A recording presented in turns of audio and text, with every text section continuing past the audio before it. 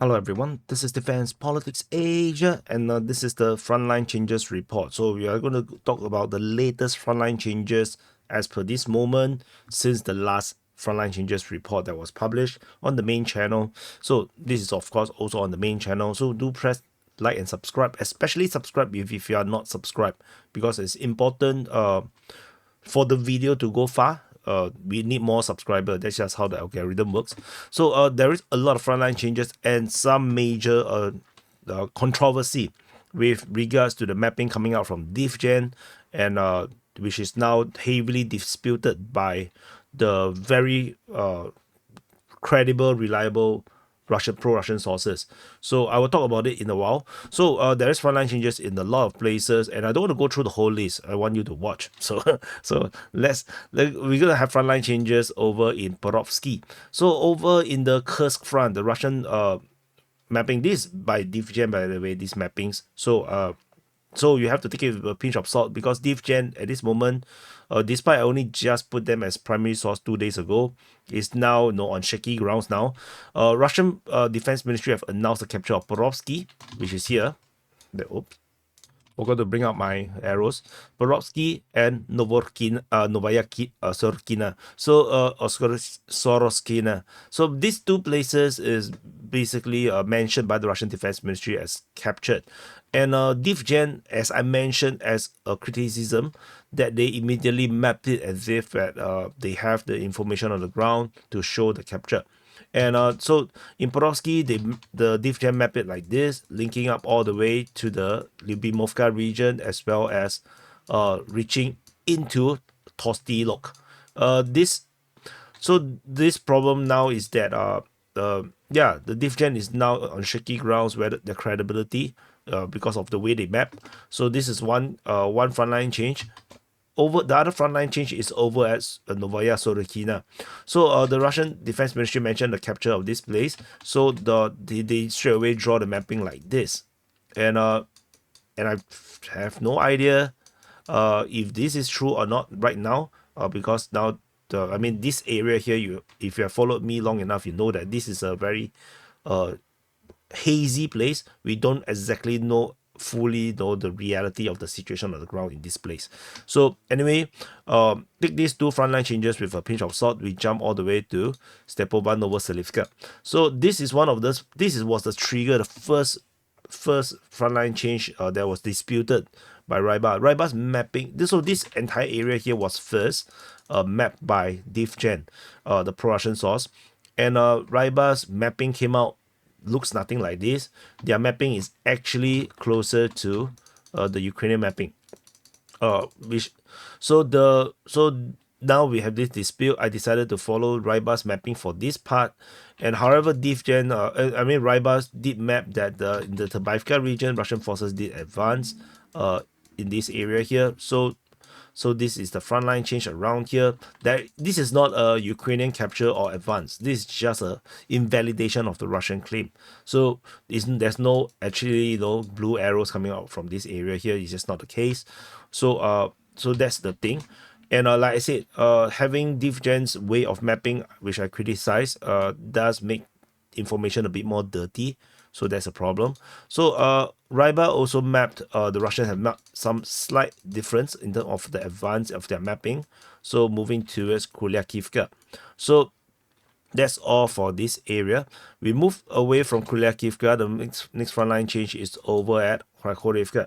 So this is this is the where everything just went to shit on the pro-Russian information space. So I have in my this 2.5 years of covering the Ukraine war, I have met people who put out fake information or false information or made up information. And one of the more serious cases come as a person who came in to talk to me personally, and then say that he has sources, and in the end I invalidated his information because I cover the shit every day. So when I cover this every day, and based on the sources information, I can tell what information over time is wrong or totally fake. And I confronted that person and totally denounced the person, because the person write very interesting stories and makes it sound as if it's like real. but actually is all fake. And now we're having this same situation over here in this Siversk front. So at the Siversk front, the DivGen, there's a geolocation of Russian forces raising a flag in one of the broken houses. It's just 2 soldiers over in Kharkovka, and straight away, the DivGen mapped it like this, as claiming that the whole of Kharkovka is now captured by Russian forces. And in their latest mapping, they even expanded on it, saying that the Russian forces have attacked and taken part of Serebryanka. And I and not just that, they also say that the Russian forces have expanded control north of Verkhovno and taken a huge amount of high ground north of Verkhovno.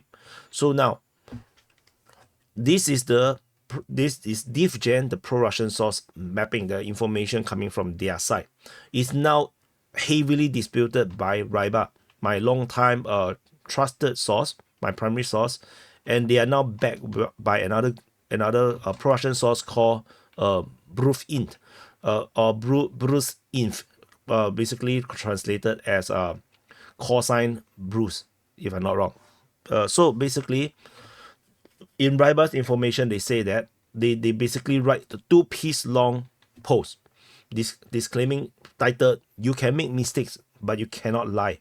And this is exactly DPA's position as well. You can make mistakes. Mistakes is a normal thing in intelligence work.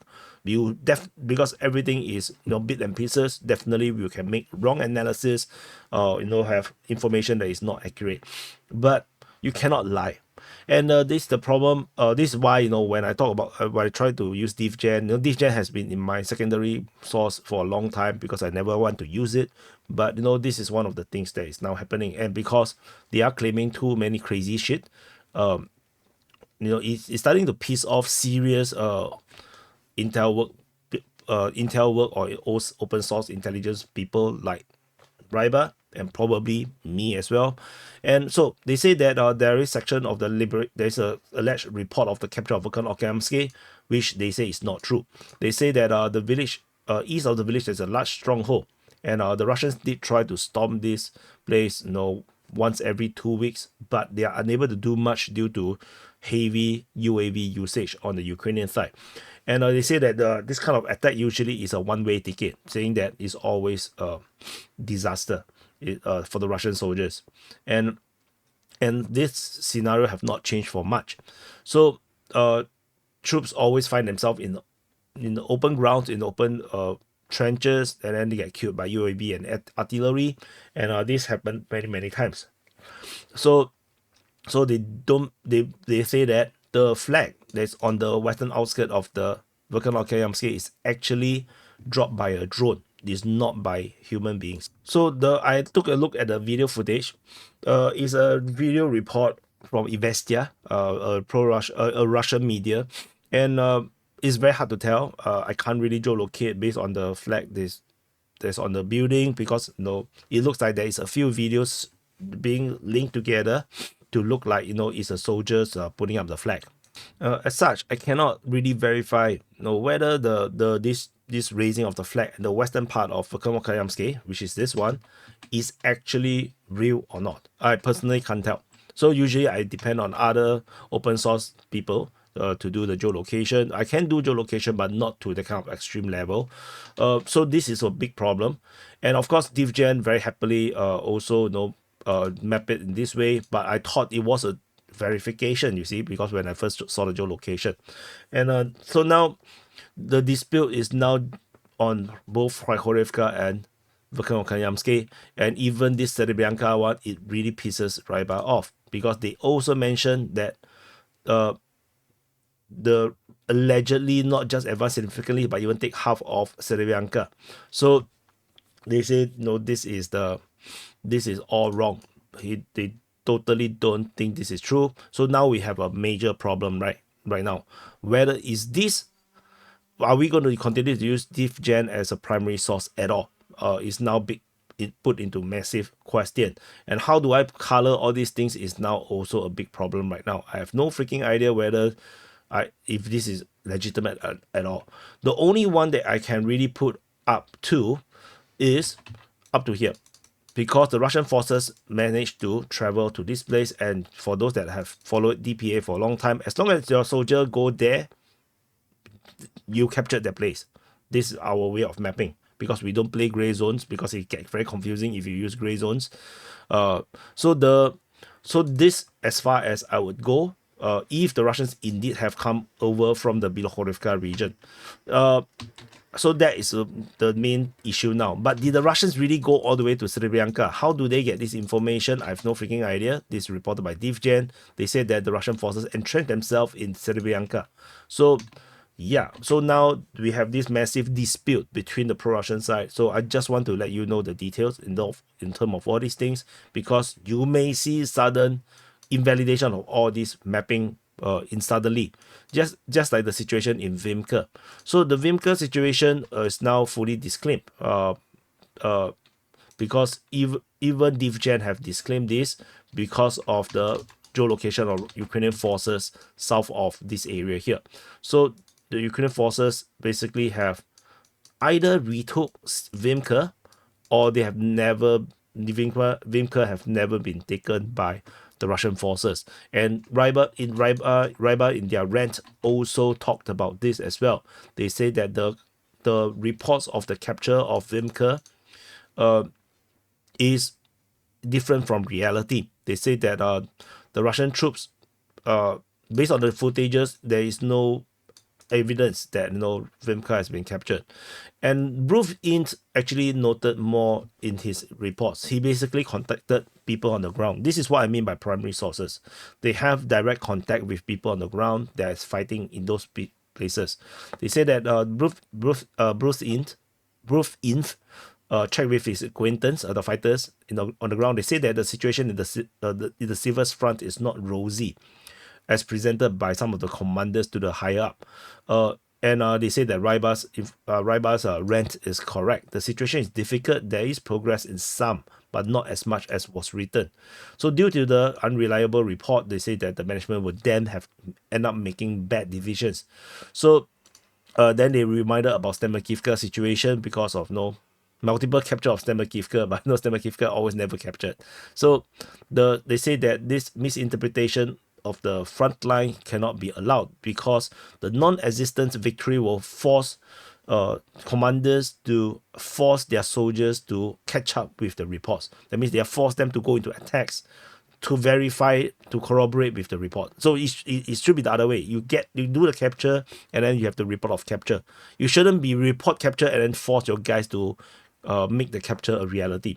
So at this moment, that is the current situation right now, where there seems to be some kind of a dispute in this kind of region. And I also want to highlight another issue, although this is the Frontline Changes report, because these are all about the front lines.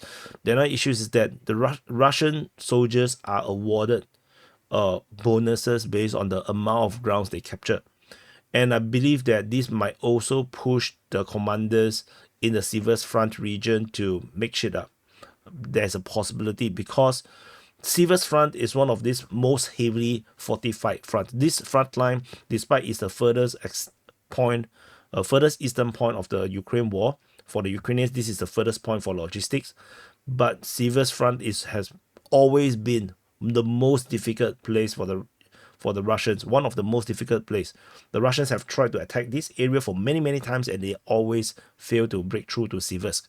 Then this means that the commands and the soldiers that is fighting in this front line are never going to get bonuses like the people fighting in the Pokrov front, where they are already behind the main front line, the main defenses. At the Siversk front, they are not going to make much progress, and that means they are losing out on a lot of bonuses, and this might also affect the way they report. They might make shit up so that they can actually get some bonuses and whatnot, and they will think that it's very hard to verify. So this is one of the circumstances right now over the Siversk front. So we will continue to monitor. I will make a judgment call whether to drop DivGen again back to the secondary sources as just reference purpose. Secondary means I still look at their stuff almost every day, but I don't map their stuff. It's just for reference purposes. So anyway, after the Vimker, the Siversk front situation, we jump to New York front. And the New York front, we have major frontline changes reports. So Russian forces has been geolocated to have advanced over. So let's talk about this area first. So that we zoom in and we can see a bit better. Russian forces expanded in the suburb near the high rise zone on the east. So this is happening. And then the Russian, based on the DivGen mapping, they claim that the Russian forces have entered into the industrial buildings. So because of the latest dispute, I would say that this is now in doubt, in serious doubt. We're not sure this actually happened. And so if I move further up north, so let me move this thing up, the arrows up as well. So based on the latest Ukrainian mapping, right, they acknowledge that the Russians have made progress in this prison area. So Russian forces have expanded control like this. They have taken the entire central southern districts, as well as the all the areas around all this prison and the hill region, lining up against the Zabalka region and this major forest around here. So this is confirmed capture because this is reported by the Ukrainian side conceding grounds. So this is confirmed. And then we have geolocation of Russian forces in the middle of Zabalka, geolocated to be shelled by Ukrainian forces. So this also confirms Russians' position in Zabalka, and of course it leads to me invalidating huge amount of grounds, everything south of in the southern part of Zabalka. So, and then DivGen went ahead and just claimed that everything is under Russian control. And like I said, the way they map is extremely fanatic, I would say. And I have to put this as a massive question mark right now. This is like, yes, eventually this is going to fall because of this tightening. You can see there's this pincer movement that is currently happening. Yes, this will fall, but the thing is, many of these mappers, even YouTubers, I'm not sure YouTubers, but maybe sources or maybe reporters on the Ukraine war on the pro-Russian side will do this. They will jump ahead and to claim captures, because then they will be the first to have reported it and make them look more credible. But the problem is that they are jumping ahead, so just for that purpose, the reality have not caught up to it yet. And often you will see these kind of people get invalidated, their information get invalidated, because sometimes things isn't as rosy as you think it is. And now this has made the frontline changes report dirty. This is why I have resisted putting DivGen, and I kind of I said 2 weeks. I take 2 weeks to verify, but I took lesser. I took maybe just a few days. I thought that it looks like the Russian forces are moving ahead. It's a bit hard to verify such information, and immediately I was proven that yeah, they are making shit up for a certain place. So we shall see how this goes. But this ultimately, the frontline change does look very positive, because this pincer is indeed happening right now because of the geolocation and the Ukrainian mapping. So in the more confirmed mapping, I would say that the Russian forces have moved here. This is geolocated. They have moved up Zabalka region. So this is moving, and the Ukrainians have mapped this. So this is actually the more firm one, and the DivGen mapping will be have to be taken with a pinch of salt. That's what it is. So this is now a pincer, and you move further south, you can see the full extent of my invalidation of the Ukrainian claims, which includes the entire southern part of the South Zabalka region and all the forests north of I think this is Zalizny. So the Russian forces have expanded all these grounds, and the Ukrainian forces most likely is now encircled. There is some kind of encirclement around here if they are still there. There is no confirmation or guarantee that they are still there. Ukrainian mapping still refuse to acknowledge the entire region here have any Russian troops at all. They totally put it as pure Ukrainian control. So there is so many version of reality right now of this region, because of DivGen. So we have to be careful. And I believe that within the next 24-48 hours, I will be able to make a decision or make a judgment call whether to drop DivGen or not. There's a high chance that I'm leaning towards dropping them as a source. They are very useful because they do put up a lot of frontline change, which is very exciting to map more changes. But that is also how they get you into believing that they are good, because they just map every little bit of things, and you think that there is a lot of things happening. And that's also how some of you guys in the comments say that, oh, your reports is so late, it's 1 week late. It's not 1 week late. You are watching or reading sources that is coping or hoping. So that is a main problem.